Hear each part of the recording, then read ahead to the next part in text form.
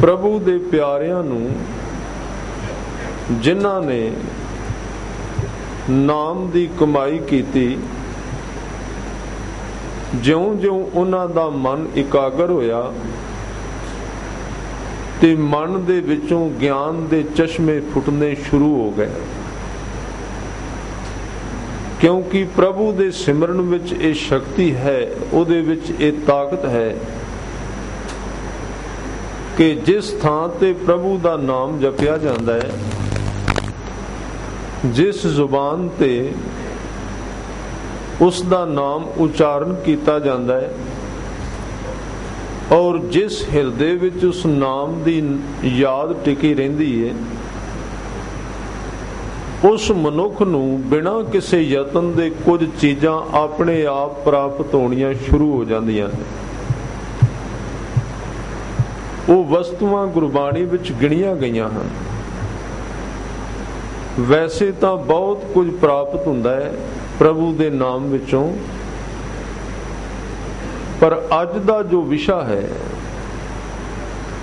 ਉਹਦੇ ਵਿੱਚ ਸਤਿਗੁਰਾਂ ਨੇ ਕਿਹਾ ਹੈ ਕਿ ਰੱਬ ਦੇ ਨਾਮ ਦੇ ਵਿੱਚੋਂ ਗਿਆਨ ਵੀ ਮਿਲਦਾ ਹੈ। ਗਿਆਨ ਦਾ ਅਰਥ ਪਰਮਾਤਮਾ ਦੀ ਜਾਣਕਾਰੀ, ਤੇ ਉਹ ਗਿਆਨ ਪ੍ਰਾਪਤ ਹੁੰਦਾ ਹੈ ਜਿਹੜਾ ਕਿਤੇ ਲਿਖਿਆ ਬਾਹਰੋਂ ਨਹੀਂ ਮਿਲਦਾ। ਨਵਾਂ ਤਾਜ਼ਾ ਗਿਆਨ, ਜਿਵੇਂ ਇੱਕ ਉਹ ਜਲ ਹੈ ਜਿਹੜਾ ਬਾਹਰੋਂ ਵਹਿੰਦਾ ਹੋਇਆ ਮਿਲ ਜਾਂਦਾ ਹੈ ਤਾਂ ਉਹ ਵੀ ਪਾਣੀ, ਉਸ ਨੂੰ ਆਪਾਂ ਜਲ ਹੀ ਕਵਾਂਗੇ, ਪਰ ਉਹ ਜਿਹੜਾ ਜਲ ਹੈ, ਉਹ ਜਿਹੜਾ ਪਾਣੀ ਹੈ, ਉਹ ਬੜੇ ਚਿਰ ਦਾ ਪਹਾੜਾਂ ਦੇ ਚਸ਼ਮਿਆਂ ਵਿੱਚੋਂ ਫੁੱਟ ਕੇ ਆਇਆ ਹੈ ਔਰ ਆਉਂਦਿਆਂ ਆਉਂਦਿਆਂ ਉਹਦਾ ਕੁਝ ਨਾ ਕੁਝ ਸਰੂਪ ਜ਼ਰੂਰ ਤਬਦੀਲ ਹੋ ਜਾਂਦਾ ਹੈ। ਹਾਂ, ਕੁਝ ਜਲ ਐਸੇ ਨੇ ਜਿਹੜੇ ਲਗਾਤਾਰ ਚਸ਼ਮਿਆਂ ਦੇ ਵਿੱਚੋਂ ਫੁੱਟਦੇ ਨੇ। ਬਾਣੀ ਵੇਖੋ ਗਿਆਨ ਹੈ, ਪਰ ਸਤਿਗੁਰਾਂ ਨੇ ਬਾਣੀ ਵਿੱਚ ਇੱਕ ਬਚਨ ਕਿਹਾ, ਕਹਿਣ ਲੱਗੇ ਜਿਵੇਂ ਪਹਾੜ ਤੋਂ ਇੱਕ ਚਸ਼ਮਾ ਫੁੱਟਦਾ, ਉਹਦੀ ਨਦੀ ਬਣਦੀ ਹੈ ਤੇ ਬੜੀ ਦੂਰ ਜਾ ਕੇ ਉਹ ਨਦੀ ਦਾ ਸਰੂਪ ਤਬਦੀਲ ਹੋ ਜਾਂਦਾ ਹੈ। ਜੇ ਤੂੰ ਸ਼ੁੱਧ ਪਾਣੀ ਪੀਣਾ ਹੋਵੇ, ਕਿਸੇ ਬੰਦੇ ਦੀ ਮੰਗ ਇਹ ਹੋਵੇ ਕਿ ਮੈਂ ਸ਼ੁੱਧ ਪਾਣੀ ਪੀਣਾ ਜਿਹਦੇ ਵਿੱਚ ਕੁਝ ਵੀ ਰਲਿਆ ਹੋਇਆ ਨਹੀਂ ਹੈ, ਤਾਂ ਉਸ ਨੂੰ ਕੀ ਕਰਨਾ ਪਏਗਾ? ਇੱਕੋ ਹੀ ਤਰੀਕਾ ਹੈ, ਹੋਰ ਕੋਈ ਰਸਤਾ ਨਹੀਂ।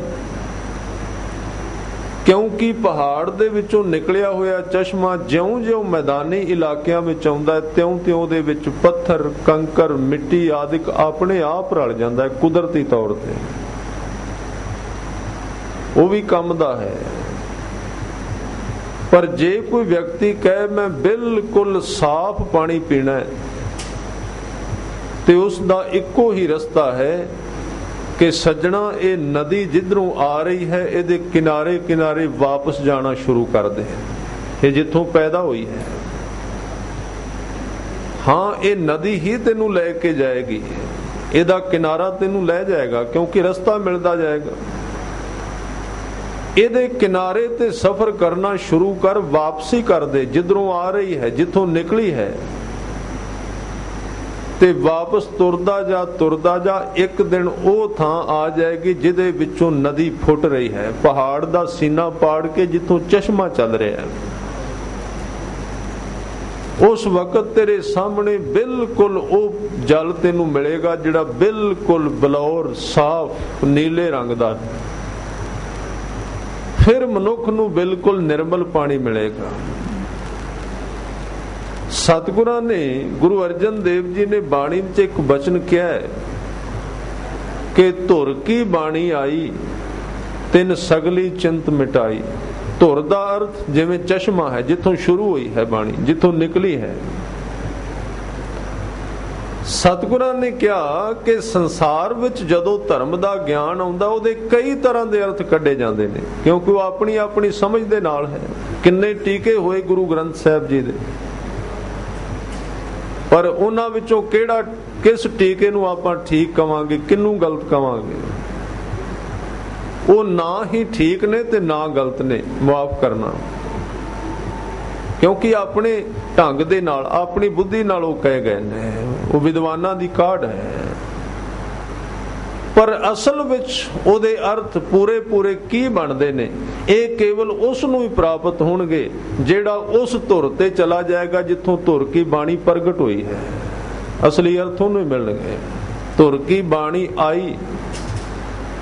ਜੇ ਤੂੰ ਗਿਆਨ ਦਾ, ਗੁਰਮਤ ਗਿਆਨ ਦਾ ਅਸਲੀ ਸਰੂਪ ਵੇਖਣਾ ਹੈ ਤੇ ਕਿਨਾਰਾ ਨਾ ਛੱਡੀ, ਵਾਪਸ ਤੁਰਿਆ ਜਾ ਜਿੱਥੋਂ ਬਾਣੀ ਆਈ ਹੈ। ਬਾਣੀ ਦੇ ਰਾਹੀਂ ਸਫ਼ਰ ਕਰਨਾ ਸ਼ੁਰੂ ਕਰ ਦੇ।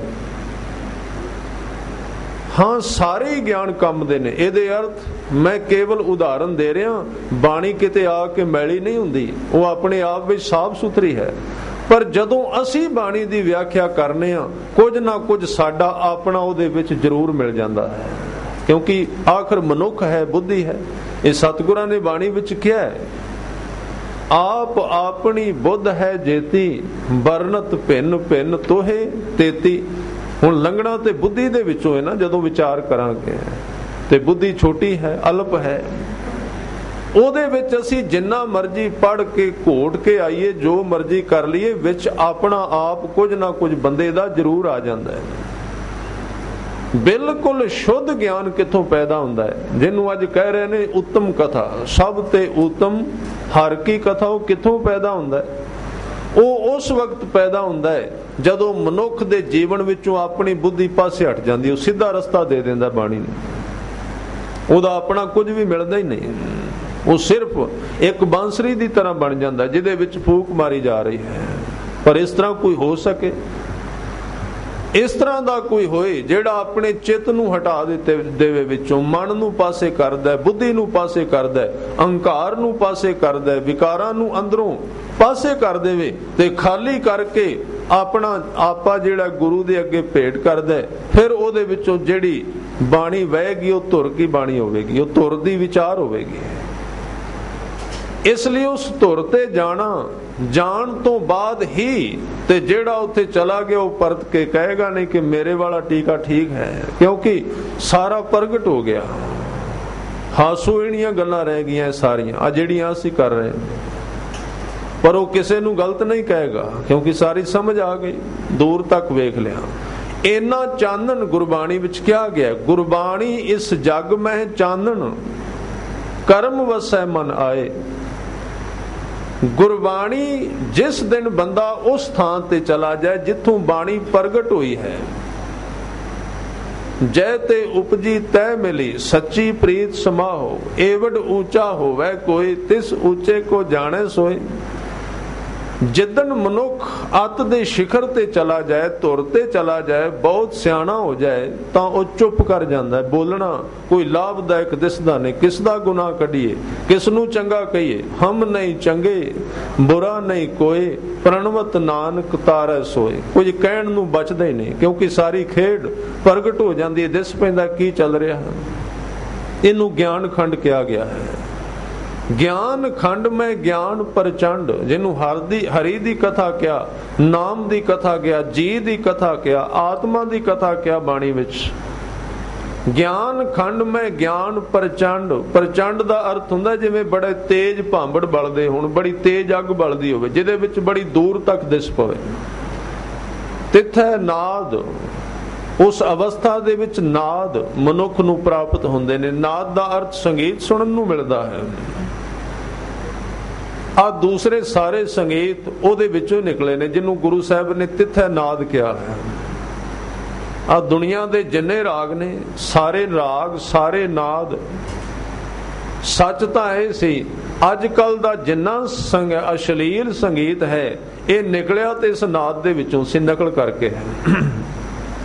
ਇਹ ਨਿਕਲਿਆ ਦੇ ਵਿੱਚੋਂ ਹੈ। ਸੰਸਾਰ ਕੋਲ ਕੋਈ ਸੰਗੀਤ ਨਹੀਂ ਸੀ। ਸੰਸਾਰ ਤੇ ਸੋਗ ਨਾਲ ਭਰਿਆ ਹੋਇਆ, ਦੁੱਖ ਨਾਲ ਭਰਿਆ ਹੋਇਆ, ਤੇ ਜਿੱਥੇ ਦੁੱਖ ਹੁੰਦਾ ਉੱਥੇ ਸੰਗੀਤ ਕਿਵੇਂ ਆਏਗਾ, ਗਾਣਾ ਵਜਾਣਾ ਕਿਵੇਂ ਹੋਏਗਾ।